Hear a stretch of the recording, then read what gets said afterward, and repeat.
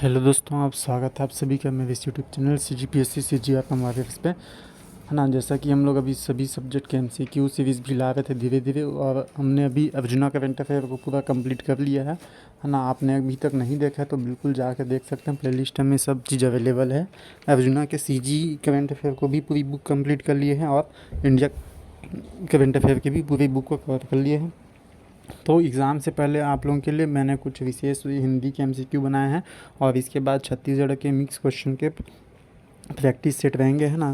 तो ज़्यादा time waste न करते हुए जल्दी से जल्दी चालू करते हैं। और आप सभी अगर एक बार रिवीजन करना चाहते हैं तो रिवीजन के लिए मेरे सारे वीडियोस को एक बार देख लीजिएगा, और जो अर्जुना करंट अफेयर उसका रिवीजन भी कर सकते हैं उस वीडियो के माध्यम से। ठीक है, चालू करते हैं। हमारा पहला क्वेश्चन है हिंदी के, है ना। निम्न में से कंठव्य व्यंजन कौन सा है? दोस्तों, कंठव्य व्यंजन मतलब जो जिसकी ध्वनि कंठ से निकलती है, वो कंठ से, है ना। तो अगर इसमें आप सभी वर्ड को बोल बोल के देखेंगे, है ना, जैसे ठ है, द है, ग है और ब है, तो अगर बोल के देखेंगे तो पता चलेगा कि ये जो ग है वो बहुत पीछे से, यानी कंठ से आवाज़ निकलती है। इसका जो राइट आंसर है C हो जाएगा। उसके बाद है दुर्नीति का सही संधि विच्छेद क्या है? दुर्नीति का सही संधि विच्छेद क्या होगा दोस्तों, बताइए। ऑप्शन है दुर्धन नीति, दधनुर नीति, दुधन नीति या दुर्धन नीति। तो इसका राइट आंसर हो जाएगा दुर्धन नीति।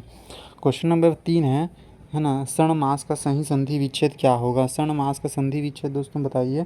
तो इसका जो राइट आंसर हो जाएगा तीसरे का, वो हो जाएगा C, सट धन मास, है ना। ये जो ट अक्षर है दोस्तों, है ना, ये कभी भी जब जुड़ता है तो अपने वर्ण क्रम के ट ठ ड ढ अण, तो अपने वर्ण क्रम के पंचमाक्षर में कन्वर्ट हो जाता है।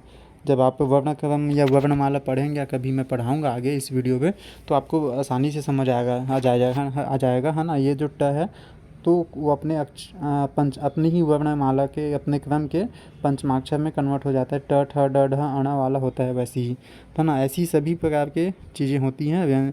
तो षणमास का संधि विच्छेद सट धन मास हो जाएगा, क्योंकि यहाँ पे विसर्ग या कुछ नहीं है, तो ये व्यंजन संधि है।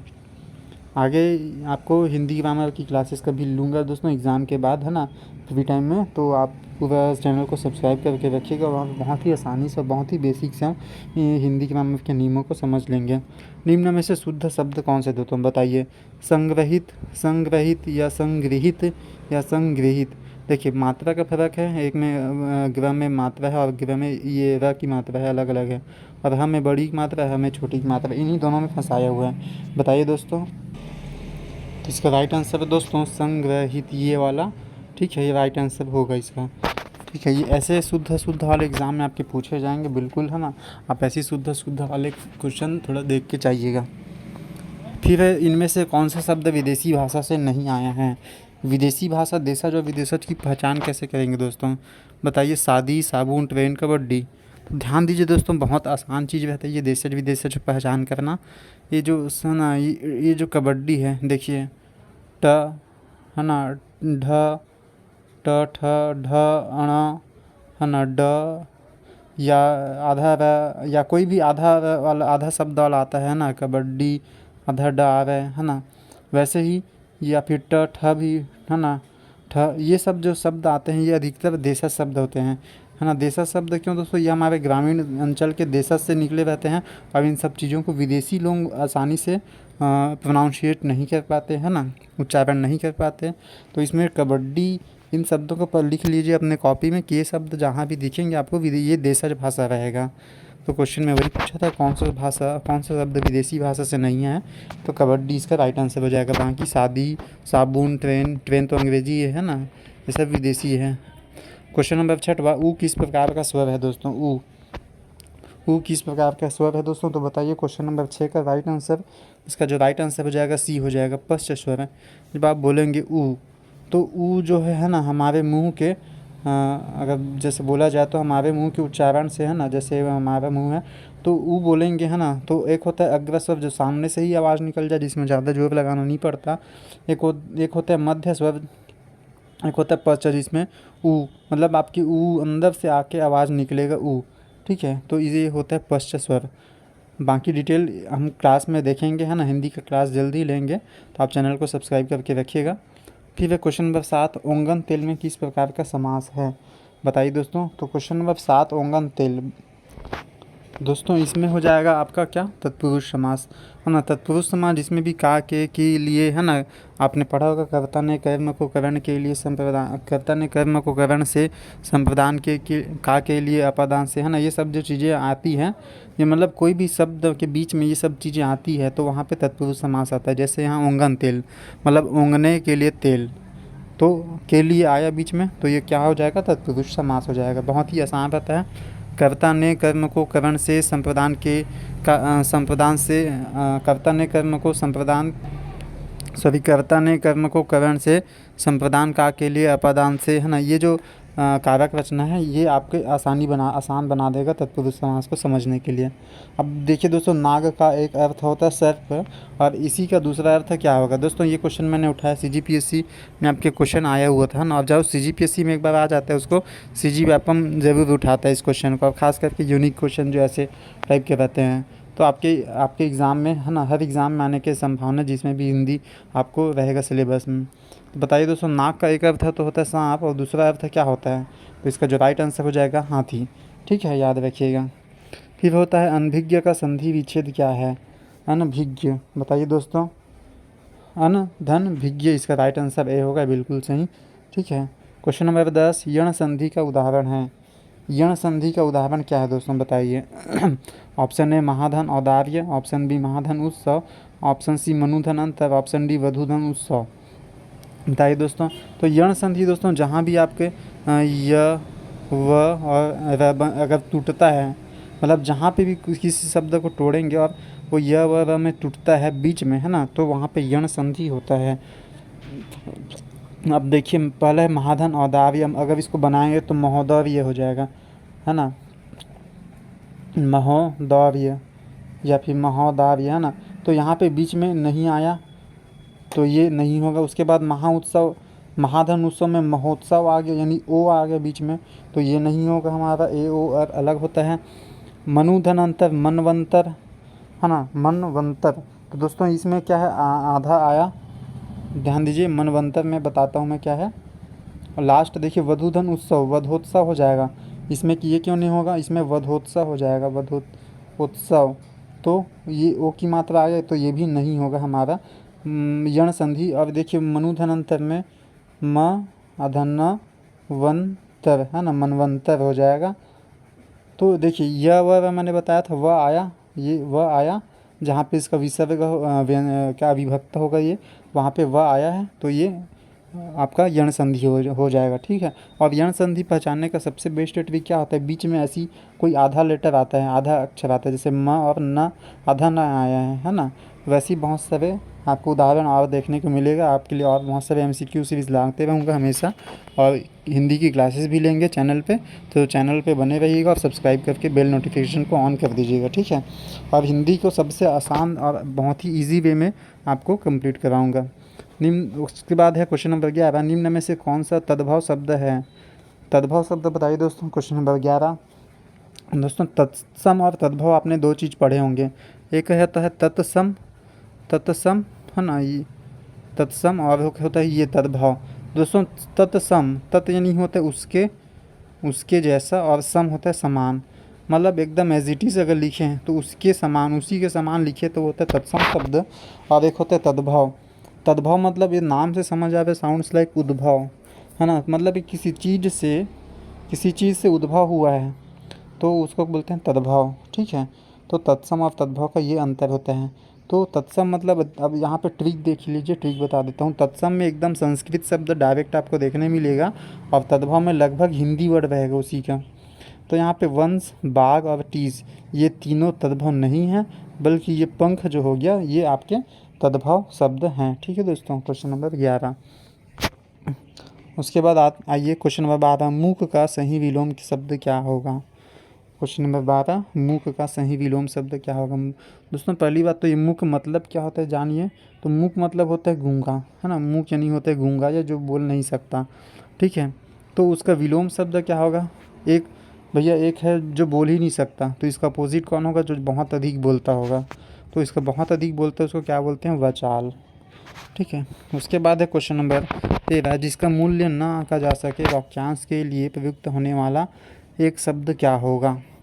जिसका मूल्य ना आंका जा सके दोस्तों। तो क्वेश्चन नंबर 13 का जो हो जाएगा, बहुत लोग होंगे सोच रहे होंगे बहुमूल्य सोच रहे होंगे, लेकिन ये इसका आंसर गलत है। इसका आंसर हो जाएगा अमूल्य। देखिए दोस्तों, मूल्य ना आंका जा सके और बहुमूल्य मतलब कीमती, मतलब रेट है इसका। जैसे 1000 रुपये का कोई चीज़ हो गया है ना, 8000 रुपये का कोई चीज़ हो गया तो बहुत महंगा है। तो जिसकी कीमत बहुत महंगा उसको बोलेंगे बहुमूल्य। लेकिन जिसका मूल्य ही ना आंका जा सके, भाई इसकी कीमत ही का अंदाज़ा ही नहीं लगाया जा सकता, तो वो होता है अमूल्य। ठीक है, आपको एग्ज़ाम में ऐसी कन्फ्यूज़न वाले देंगे है ना, तो सरल सरल क्वेश्चन की भी जैसी कन्फ्यूज़न वाले प्रश्न देते हैं तो हम गलत करके बैठ जाते हैं। ओवर कॉन्फिडेंस का ही काम रहता है वो। ठीक है, क्वेश्चन नंबर 14, समास किसे कहते हैं। देखिए दोस्तों, बहुत ही इंपॉर्टेंट, दो वर्णों के मेल से, दो वाक्यों के मेल से बने शब्दों को, या दो शब्दों के मेल से बने शब्दों को, या इनमें से कोई नहीं। तो क्वेश्चन नंबर 14 का जो राइट आंसर होगा दोस्तों वो हो जाएगा सी, दो शब्दों के मेल को, है ना, दो शब्दों के मेल से बने पद को समासिक पद कहते हैं। अब देखिए दोस्तों, मैंने ऊपर में बताया था तत्पुरुष समास, आपको एकदम एग्जाम्पल के साथ बताता हूँ, है ना। जैसे ये ओंगन तेल, ओंगल तेल, है ना दोस्तों, इसमें दो चीज़ें क्या मिले हैं, दो अक्षर मिले हैं क्या, दो वर्ण मिले हैं क्या, या दो वाक्य मिले हैं क्या, नहीं, इसमें दो शब्द मिले हैं। पहला शब्द क्या है, ओंगन, और दूसरा शब्द क्या है, तेल। यानी दो अलग अलग शब्द मिले हैं और क्या बने हैं, तो समास बने हैं, है ना, तत्पुरुष समास बना। तो ये पहला शब्द है, दूसरा शब्द, तो दो शब्द मिल के क्या बने, समास बने। अब वर्ण क्या होता है, एक पर्टिकुलर अक्षर को आप वर्ण बोलेंगे। इसमें केवल ओ हो गया, केवल ग हो गया, केवल न हो गया, या कि तेल में केवल त हो गया, या ल हो गया, ये क्या बनते हैं, वर्ण बनते हैं। अब ये दो वाक्य क्या होता है, पूरा का पूरा एक सेंटेंस होता है वाक्य। ठीक है, जैसे समास किसे कहते हैं, पूरा वाक्य बन गया। तो क्वेश्चन नंबर 14 का आंसर हो जाएगा सी। क्वेश्चन नंबर 15, अधिकारी का बहुवचन क्या होगा। बताइए दोस्तों, क्वेश्चन नंबर 15, अधिकारी का बहुवचन क्या होगा। अधिकारी जन, अधिकारी है, अधिकारी वर्ग, इनमें से कोई नहीं। तो इसका राइट आंसर हो जाएगा अधिकारी वर्ग। ठीक है दोस्तों, तो अधिकतर बड़े लोगों का जो समूह होता है उसको वर्ग में बोल दिया जाता है, वर्ग। ठीक है, अधिकारी वर्ग। क्वेश्चन नंबर 16, भास्कर का पर्यायवाची शब्द क्या होगा। बताइए दोस्तों, दिवाकर, मधुकर, रत्नाकर, पद्माकर। तो क्वेश्चन नंबर 16 का जो राइट आंसर हो जाएगा दोस्तों वो हो जाएगा आपका ऑप्शन नंबर ए, दिवाकर। दीवा मतलब होता है दोस्तों दिवस। ठीक है, दिवस, दिवस मतलब दिन। दिन कौन करता है, दिवस को करने वाला यानी सूर्य। जब सूर्य आता है तभी एक नया दिन आता है, और तो सूर्य का ही पर्यायवाची भास्कर है। तो ऐसा आप लिंक बनाते जाइए, शब्दों को तोड़ तोड़ के पढ़ेंगे तो हिंदी बहुत आसान हो जाएगी, हिंदी ग्रामर। ठीक है, तो भास्कर का पर्यायवाची सूर्य, और सूर्य को क्या बोलते हैं, दिवाकर। दिवाकर, दिवस को करने वाला दिवाकर। क्वेश्चन नंबर 17, अतएव को विग्रह करके संधि के प्रकार बताइए। अतएव, तो दोस्तों ये अतएव का संधि विग्रह क्या हो जाएगा आपका, अतः धन एव, अतः धन एव, एव, है ना। तो अतः जिसमें भी बिंदु आ गया वो कौन सा संधि होता है आपका, विसर्ग संधि होता है। उसके बाद क्वेश्चन नंबर 18, सकर्मक क्रिया क्या है। क्वेश्चन नंबर 18, सकर्मक क्रिया इनमें से कौन सा दोस्तों बताइएगा आपको। इसमें बताना है आपको कि राम आम खाता है, वह खाता है, वह सीता जा रही है, राम आम खाता है। अच्छा देखिए दोस्तों, इसमें है ना क्या पूछा है, सकर्मक क्रिया बताना है आपको। सकर्मक, है ना, सकर्मक क्रिया बताना है। पहले राम या राम खाता है, वह खाता है, सीता जा रही है, राम आम खाता है। तो पहले तो मैं आपको आंसर ही बता देता हूँ। क्वेश्चन नंबर 18 का जो आंसर हो जाएगा वो डी हो जाएगा। अब सकर्मक दोस्तों देखिए, एक होता है सकर्मक और एक होता है अकर्मक।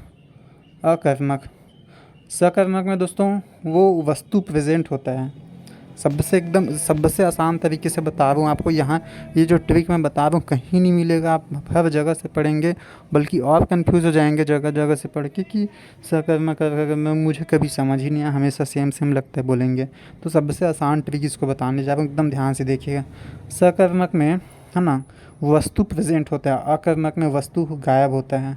जैसे राम खाता है, अब देखिए खाता है बस बोल दिया है, कर्म तो हो रहा है, खा रहा है वो, लेकिन क्या खा रहा है, तो वस्तु गायब है, तो वो क्या हुआ, अकर्मक। बी में भी देख लीजिए, वह खाता है, कर्म तो हो रहा है लेकिन वस्तु गायब है, क्या खाता है ना, गायब है। और ऑप्शन नंबर सी, सीता जा रही है, देखिए कर्म तो हो रहा है लेकिन कहाँ जा रही है, किस में जा रही है, ये वस्तु गायब है। तो जो वस्तु गायब है तो क्या हुआ, वो आपका अकर्मक। लेकिन लास्ट में देखिए राम आम खाता है, खाता है यानी कर्म हो रहा है और वस्तु प्रेजेंट है, तो क्या हुआ, सकर्मक हुआ। बहुत इंपॉर्टेंट क्वेश्चन दोस्तों, समझ नहीं आएगा तो इसको वीडियो कंप्लीट होने के बाद एक बार फिर से देखिएगा, फ्रेश माइंड से समझ आएगा। और ये जो ट्रिक मैंने बताया कहीं नहीं मिलेगा पूरे यूट्यूब में आपको। क्वेश्चन नंबर 19, अन्य पद की विशेषता बताने वाले समास को क्या कहते हैं। बताइए दोस्तों, अन्य पद की विशेषता। अन्य पद मतलब बोल रहे कि कोई और चीज़ की विशेषता बताएगा। पहली बात तो हमने देखा समास। समास क्या होता है, दो शब्दों के मेल से बनते हैं, ठीक है। जैसे हो गया गज धन आनन, गज धन आनन, क्या बन जाएगा, गजानन, ठीक है दोस्तों, गजानन। अब ध्यान दीजिए, गज मतलब होता है हाथी, होता है हाथी, और आनन मतलब होता है सर। तो है ना, तो गज और आनन, हाथी और सर, हम क्या बोल देंगे, हाथी का सर नहीं।